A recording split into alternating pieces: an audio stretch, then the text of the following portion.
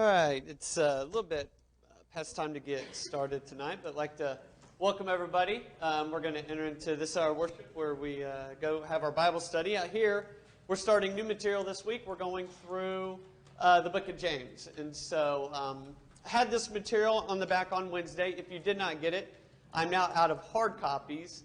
I can make some more if we need some, but you can get this from the website, okay, because we bought it in a PDF version. You go to 84thchurch.com. When you're on there, you can scroll down where it says Bible class material. You click on that, then click on whatever the next button is. You follow the prompt that says Bible class material, and I think it says Sunday morning studies, and after Sunday morning studies, click on James, and then the material's there.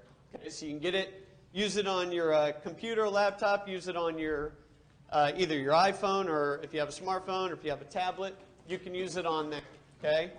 If you want to, you can also print it off from home. If you do need a hard copy, let me know after class, and I'll get some printed. Now, with that said, I did say on Wednesday night that I unfortunately didn't have these in. So does anybody want a folder that didn't have one? Sorry, Tyler.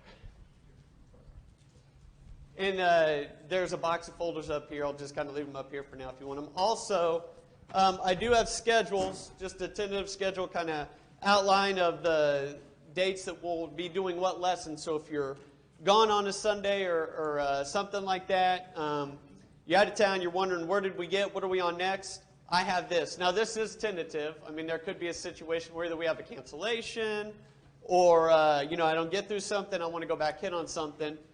If I do update that, I will let you all know. We'll send it out via social media. We'll send out an email, and I'll put it on the website because that schedule is also on the website. Okay? So hopefully that takes care of the announcements. We'll go ahead and get started with a prayer first. Kurt Davis has been asked to lead that prayer, so we'll have him lead it at this time. Afterwards, we'll get going with our class.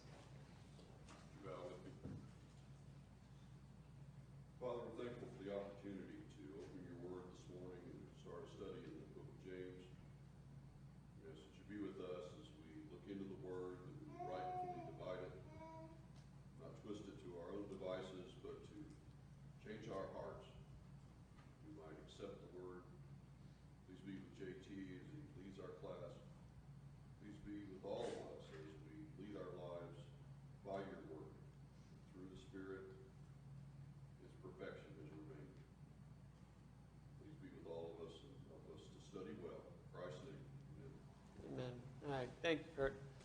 All right, so like I said, we're going to go ahead and get started. What we're going to do today and for this week is we're going to try to get through lessons 1 and 2. The author broke it up. I think this book is meant for like a quarter class or a 13-week class.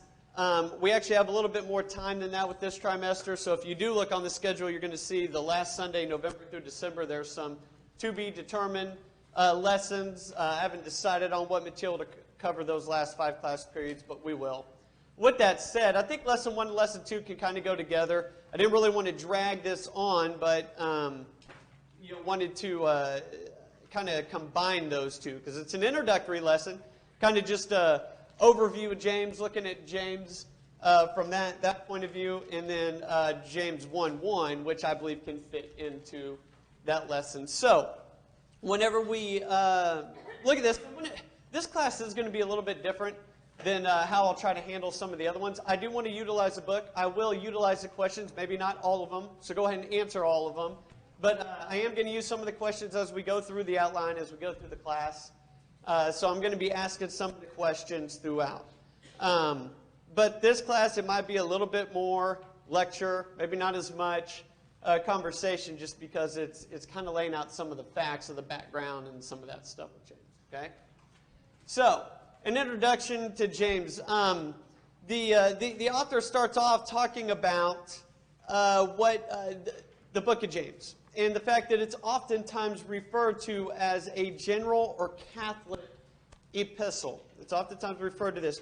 What is the meaning of a Catholic or general epistle? This is question number 1. What is that meaning? Say that again. Okay, universal in nature. Very good. Anybody got anything else on that? Yeah, so it's this idea of it being universal in nature. It was not written to a specific church or group of churches. Okay, it's not written to one congregation or to a group of congregation or anything like that. What we see, which we'll get into when we get into lesson 2 here at the end of this class, is this idea that it's written to all Christians, right? It's not specified to you, brethren, at this church, which we know whenever we have those, then we can make application. We make application of all Scripture. But this one is not written to a specific church with specific issues in mind. It's a general or universal in nature, okay? So then that gets to question number 2. Okay, question number 2 is name the 7 general epistles. This is something that the author laid out. What are other epistles? What are other letters that are similar in nature from the standpoint that it's more of a general or universal or Catholic letter?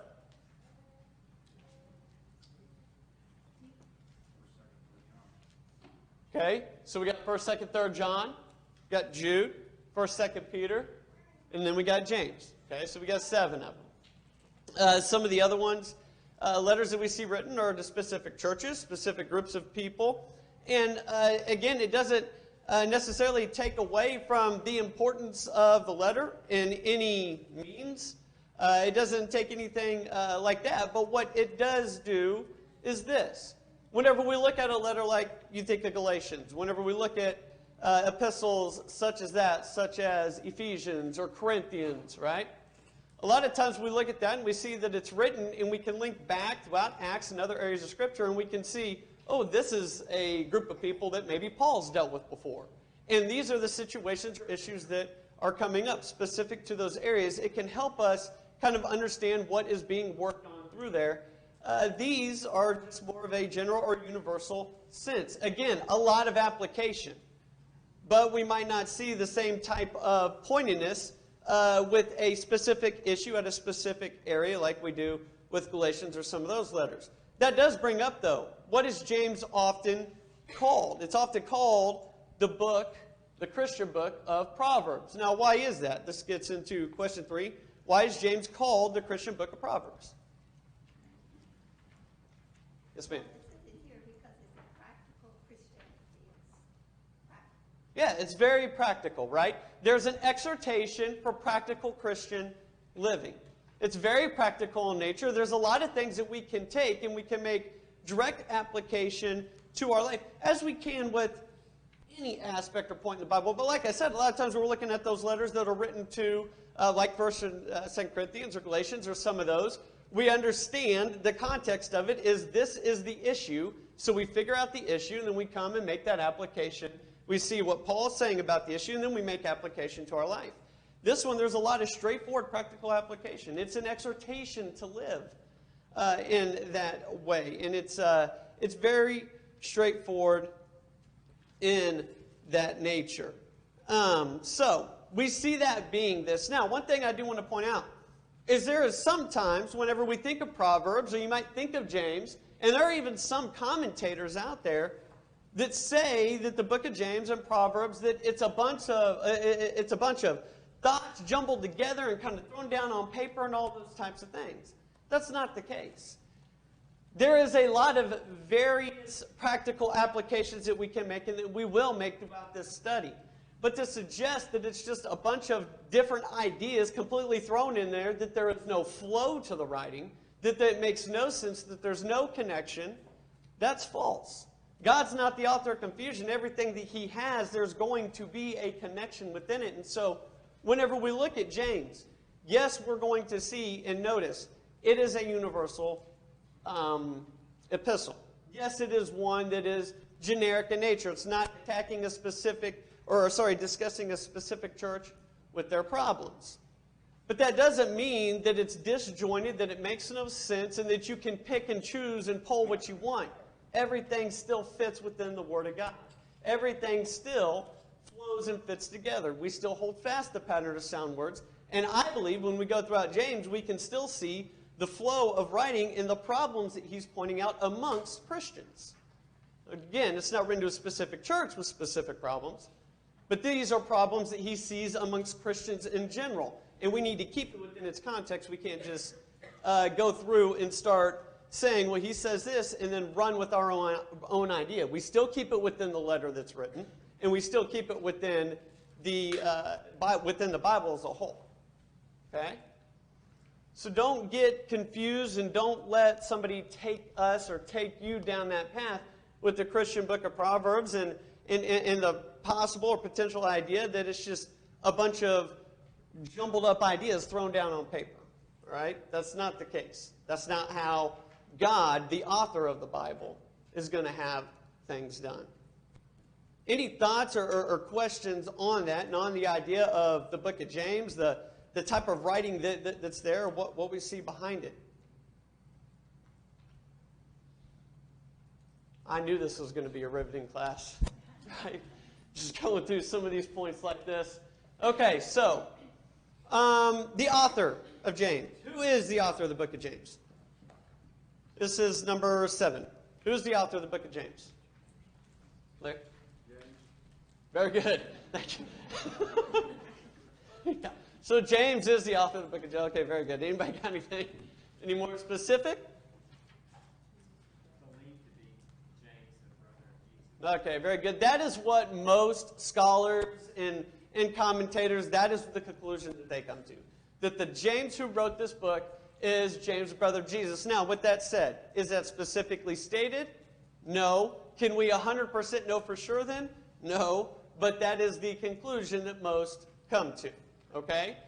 You have some other possibilities that are in the book, or in the Bible, that the author mentions. Possibly James, the son of Zebedee, or the brother of John, case of the apostle. You have James, the son of Alphaeus, or James, the father of Judas. He goes through and lists various reasons why those probably are not likely ones who wrote this book. I don't necessarily want to go through all those in detail and go break it down. I don't know if anybody has a strong opinion or a strong opinion or conclusion otherwise that it isn't James, the brother of Jesus. But that is what I believe. I think that that's what the evidence concludes, and that's what we're going to run with. Now, I will say this. Because of the fact that it is a general epistle, meaning general in nature, and it's not necessarily his history or dealing with the specific church, it doesn't necessarily, the conclusion doesn't necessarily hurt one way or the other which James is. It doesn't change the meaning of the book is what I'm trying to say. It doesn't change the conclusions that we come to. Now, whenever we get to James 1:1 or lesson 2 here in a minute, I am going to go with the fact, okay, the conclusion is, it is more than likely James, the brother of Jesus, and we'll notice or point out some various things. But other than that, we're not going to come back to this point as we would in other letters that are from Paul or whoever writing to a specific church and problems that he's dealing with. Okay? So, James, the brother of Jesus. Now, the dates written. The dates written vary. There's some wide ranges. But this is number 14. I think I just gave you all the answer. But approximately what date range was the book of James written? I'll back up so y'all can't cheat. Approximately what date range? Okay, 42 AD through 65 AD. Okay, there might be, you read different scholars, different commentators. Their date ranges might be off a day or two here or there. But we know it's going to be, at least within this date range, it's certainly not going to be after AD 70. Okay, so it's prior to that. The two Jameses that most would say, whether it's James, brother of Jesus, some might say it's James the Apostle, both of them are deceased by AD 65, so it's not going to be after AD 65.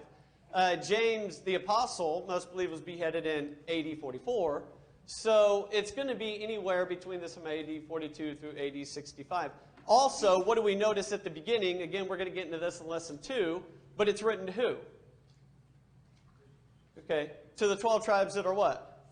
Scattered abroad, which tells us what has happened. Okay, persecution has started, so we know it's after Acts 8, right?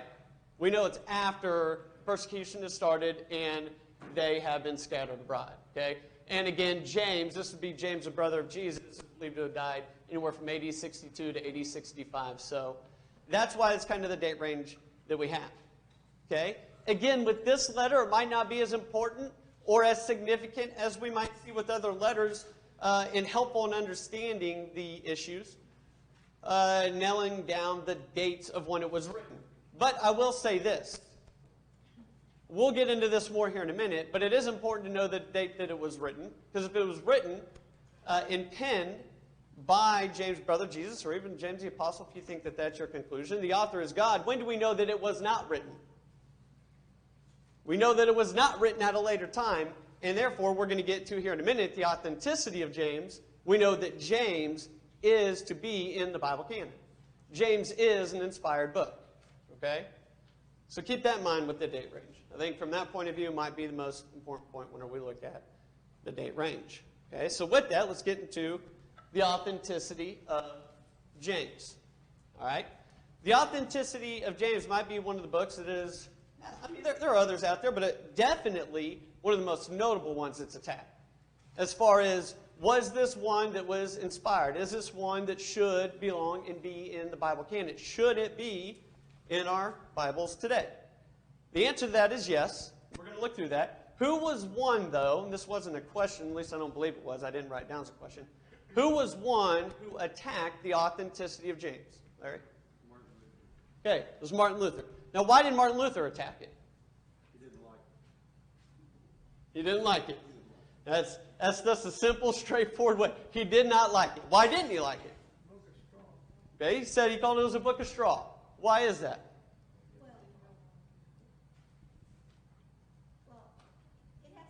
James has to do with the works of, obedience, and Martin Luther didn't think works had. That's exactly right. You especially get into James chapter 2, and we see there the idea or the fact that it's not faith alone, right? And that was a conclusion that Martin Luther came to through his studies, was that one is saved, one can obtain salvation through faith alone, and James clearly teaches against that. Now, oftentimes, we apply that to baptism, but that's not only applied to baptism, that's certainly a good application of James chapter 2, but it's not merely for that. Okay, it's not just about baptism. All right, we're going to see that when we get into that book, into that chapter, into those lessons, and we're going to talk more about Martin Luther later, okay, and how he came to his conclusions and all those types of things. But Martin Luther was one who attacked James. It's a book of straw. He threw it out like it wasn't there, okay? So if you have anybody that has a Lutheran background, you're going to have this issue with them if you're trying to study with them.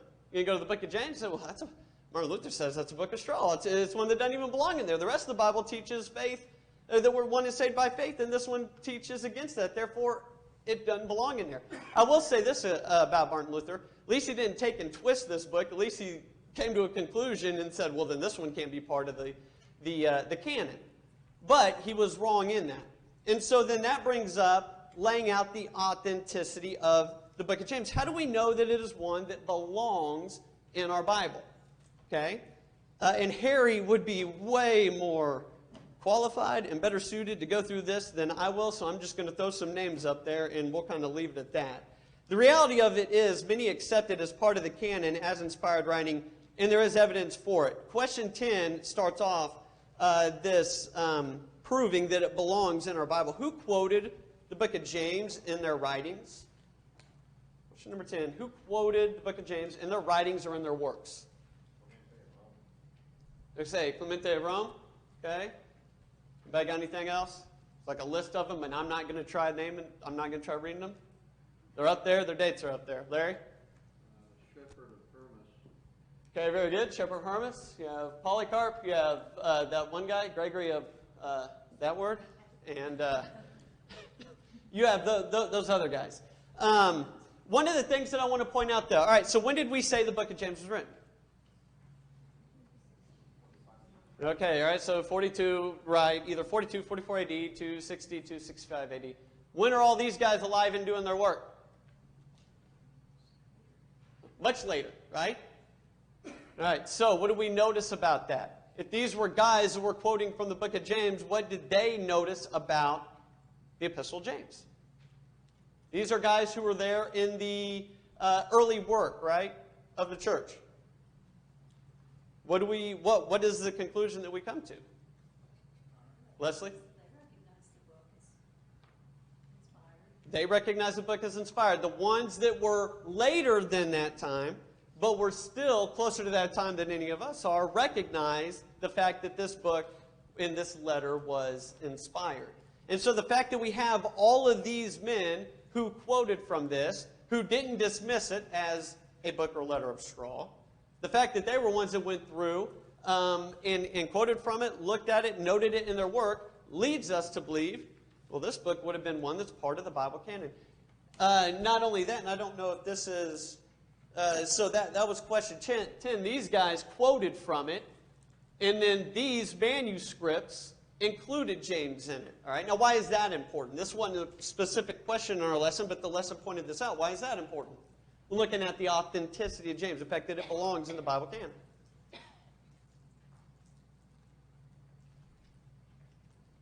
What are the manuscripts? Larry? Oh, sorry. Go ahead, Gary. Say that again. Okay, very good. Inspired books. There, were you going to say something? Say it's just that much more evidence that it needs to be in there. Very good. So what these manuscripts that you'd have is in the first century, whenever these letters were written and distributed and stuff, these would be written down and written down and written down and written down. And it showed up in all these various manuscripts, which would lead to the conclusion that, once again, just like those who used the writing of James in their work, these manuscripts, and whenever they were written down, recognized that the book of James is what? It's inspired. It's one that belongs in it. It wasn't one that is a book or a letter that isn't inspired. It is inspired, so it is one that we are to recognize as such. For more on this, wish I would have put that a little disclaimer on there, a little something. For more on this, Harry recently went through and did a study on church history. I guess it's been a couple months. He did the first part. He's hoping to start up another part. And it's on our Facebook page, and I believe it's on our website as well. But he went through and he talks about the Bible canon and the authenticity of it and how we come to what we have today. And the amount of manuscripts, the amount of writings and the evidence behind it, and these men and their work with it, and how that proves what we have is inspired from God, His words, and what is needed. Nothing more, nothing less. Okay? I would highly encourage you to go through, not only for the purposes of James. He doesn't necessarily go to James and point out James at all, or point that out. He's talking about it from just the Bible point of view and the inspiration of it and how we get all the writings. But it is it is evidence-based stuff, because this book is obviously being attacked. James, the letter itself, was being attacked by Martin Luther and others. So how do we know that what we have is inspired, is from God, and is what God intended for it to be? Harry lays that out in evidences that are really, really, really well done, and something that I can only hope to one day scratch the surface of in laying out there. So I would highly encourage you guys to go through that. All right? So not only do we see this, okay, the authenticity of James as far as early Christians who were leaders in various churches, quoting from James. Not only do we see in various manuscripts, but there's also something else that the author points out. He points out the connection and relationship between James and Matthew, as well as other New Testament writings. Okay? And I don't believe that this was a question, but I did want to point this out. Why is this significant? Why is this something that can be pointed out, that we can take and make application to, yes, this is a book that is authentic, to disprove Martin Luther? He goes through and he lays out some various connections between parallels. You can see what James wrote. You can see what Matthew wrote. And that was well done. You can go through that. You can then also go look at other New Testament writers and parallels from the passages we see in James and the passages in those letters. Why would that lead to the authenticity of James?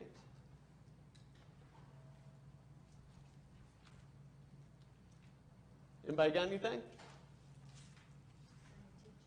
Very good. It's the same teachings, right? What it shows us is this. What it shows us is the writing might be penned by James, but who's the author? The author is God.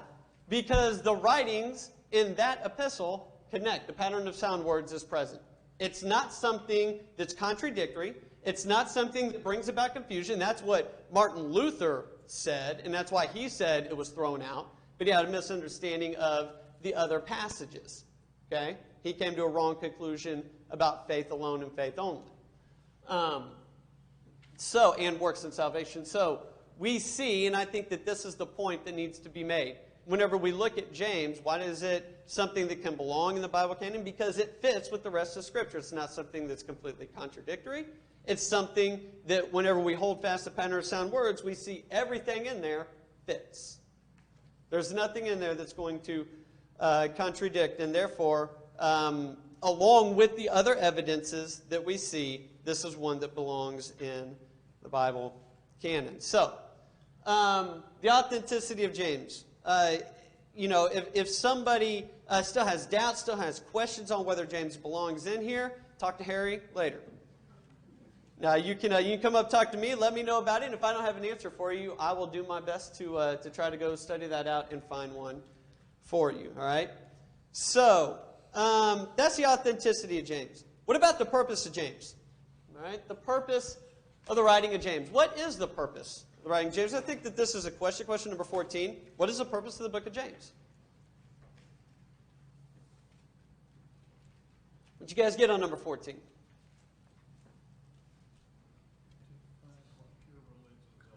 Okay, very good. That is the suggestion that the author lays out there, and I think it's a good one, right?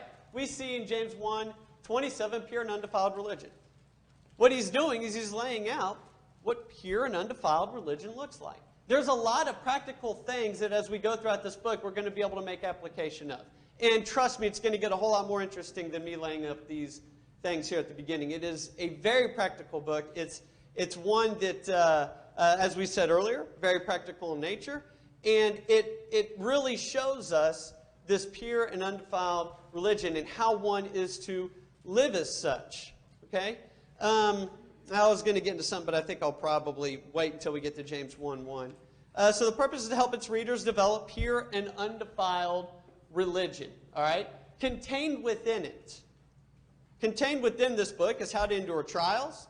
It's going to rebuke prejudices. It's going to condemn idle faith that does not work. It's going to instruct one on the danger of the tongue and how to use it. It counsels one on how to minister the sick, teaches against hypocrisy, reveals the power of prayer. And there's obviously other things throughout it as well. There are a lot of different practical applications that we can make and that we need to be making with this book. And it's why I'm so excited about this study, about going through it and see what God, through James, has to say. Okay? So, that kind of gets us to the end of this, this first section, this introduction. All right? Now, for lesson 2. All right? So the salutations or the opening of the book. If you guys want to, you can open up to James chapter 1. We're just going to look at verse 1. And then next time we will get into verses 2 through, I believe it goes through 12. Verses 2 through 12 next time. But James 1. James, a bondservant of God and of the Lord Jesus Christ, to the 12 tribes which are scattered abroad. So we've hit on some of this.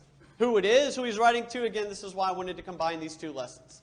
Okay? So, James. Again, the conclusion we came to, and that most do, is this is James, the brother of Jesus. Right? So, who was James, the brother of Jesus? Well, he was one who was a witness. All right? We see that in 1 Corinthians 15:7. He was a witness of the resurrected Jesus. Does that hold significance? Does that hold importance? Absolutely. Right? Those that would be receiving this letter in the first century, it coming from James, brother of Jesus, know that this is an individual who has seen the resurrected Jesus and the things that he is writing. He believes with all of his heart because he is one who has witnessed that. Okay? Not only that, but he is mentioned as a pillar of the church. He also appears to be an early church leader, and you can reference some of those scriptures. Interesting thing about James, brother of Jesus, if it is indeed him, and again, that's the conclusion we come to, Larry, go ahead. I'm just going to make a comment about it. It stated the author is one of the probably one of the first books written in the New Testament. And I would imagine in the early days of the church, when everybody was pretty much at Jerusalem as the church started, that you didn't have to go very far to talk to one of the apostles or James or whoever it is. But as they dispersed, it would be more necessary to do writing to get the word out. This is to encourage Christians as they were being dispersed out and spreading out away from Jerusalem and away from Judea to different points of the Roman world. So, No, that's a really good point. I mean, you got there the first, whenever Christianity was first starting in Jerusalem, which we saw that that's what was going to happen, right? And then from there, it was going to be spread about. Once we get to the dispersion or the persecution started and the scattering of Christians, the writing of these letters were important to go out. And again, this is something, and as we're going to see throughout this letter, what we see is the fact that there are a lot of different issues that he is hitting on. I might be jumping ahead of where I want to get to, but keep in mind, again, who's he writing to? Is he writing just to the world? It is specific to something. It is specific to who, and this is a couple slides ahead, so I'll go ahead and jump there, and then I'll come back, since I'm already at this point. He is writing to who? To the 12 tribes scattered abroad. Now, is it Jewish Christians or all Christians? There's arguments on both sides of the aisle of this. Regardless of what your conclusion is, mine is that it's to all Christians. Based on what we see, it's not specific to just Jewish Christians. These are things that are applied to all Christians that all can take and make application. But he is writing to Christians. So what is recognized in this book? Christians still have what to do. They still have work to do. There is problems amongst them, right? And that's one of the things that we will point out. And so as they are scattered out, as Larry was saying, and they're scattered abroad, he's recognizing that there's problems, and God, through him, writes this letter, right? And it goes out to all. Okay? Now, let's get back here to James, all right? James, all right? So he's saying an interesting thing about James, the brother of Jesus. Whenever Jesus was alive, what did James, brother of Jesus, think about him and his claim of who he was? Kind of the irony of this, and I think also a powerful statement if he is the writer. He was skeptical. Yep. But if he witnessed the resurrection, then he was converted. That's exactly right. James, brother of Jesus, was one that was very skeptical whenever Jesus was alive. But he is one who is a witness of the resurrected Jesus. And as a result of that, we see a transformation from where he was, being skeptical of Jesus, who he said he was, and all those types of things, to how he starts off this letter. Okay, not only does he become all these different things, a pillar of the church and an early church leader, but he is one, James, what does he call himself? A bondservant, right? He calls himself a bondservant. We'll get to in a minute who is he a bondservant of, but of God and of Jesus Christ. But he is a bondservant, so what position is he taking? One that was initially skeptical of Jesus, but now puts himself where? As a servant, right? As one who is a slave in bondage, not acting on his own authority, completely obedient. So one that was skeptical, but now one because he has become a witness, because he has recognized the truth that is there. We see a complete transformation from that point, and puts himself as a bondservant, one not acting on his own authority. Okay? I think I just went ahead and answered question 2. What is the meaning of bondservant? Number 5, how does one become a servant of Christ? I think that this is important. One of the things that we can make application of here. So this is where James puts himself. How did he and how does one become a servant of Christ?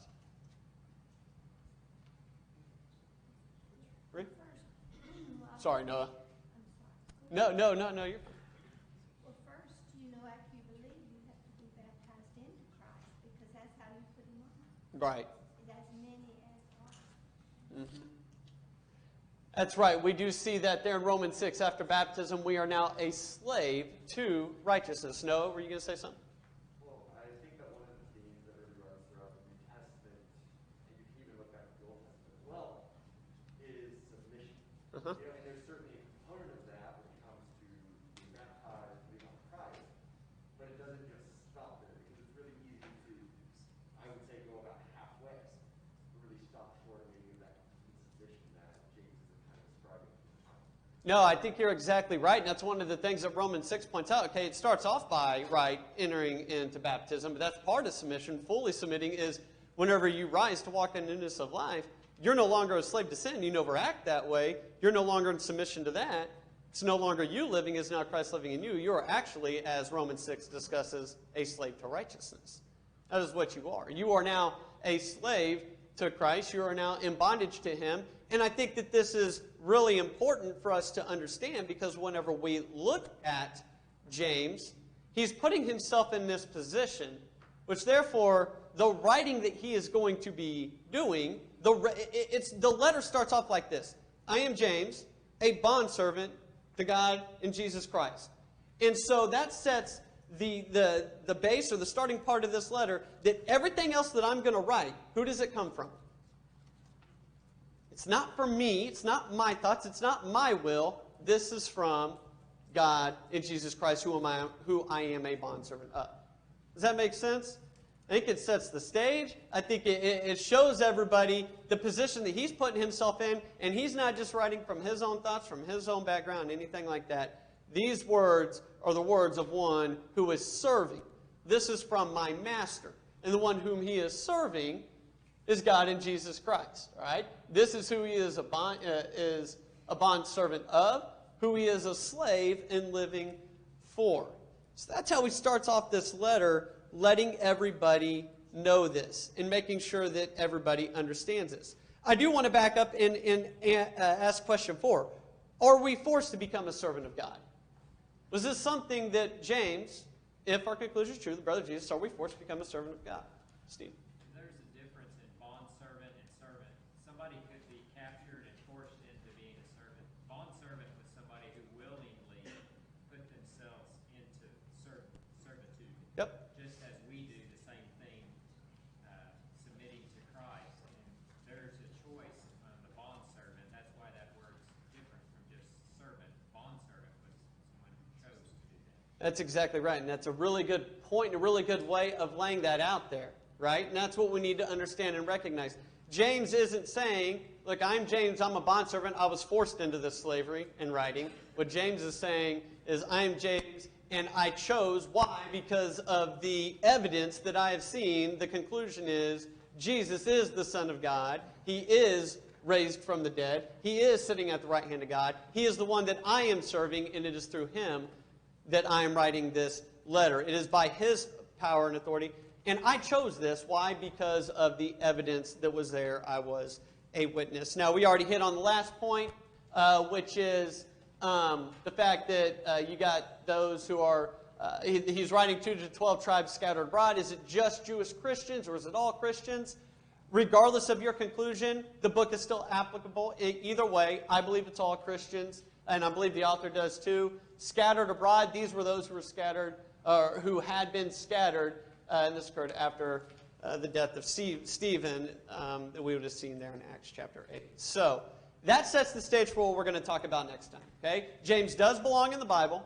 It is one that that is inspired. It's one that we're going to be able to make a lot of application with, and it is one that whenever we think about the letter as it was written, this came from who? This came from God. All right. So while James is penning it, as with all letters that we see, as with the entire Bible, we understand that this isn't James' words, that these are God's words. Okay? All right. At this time, we will go ahead and ask Matt. Matt Ham. Where's he at? Bro, I'm used to you being right there. So I was looking, Tyler, where's he at? Matt will lead us in a closing prayer.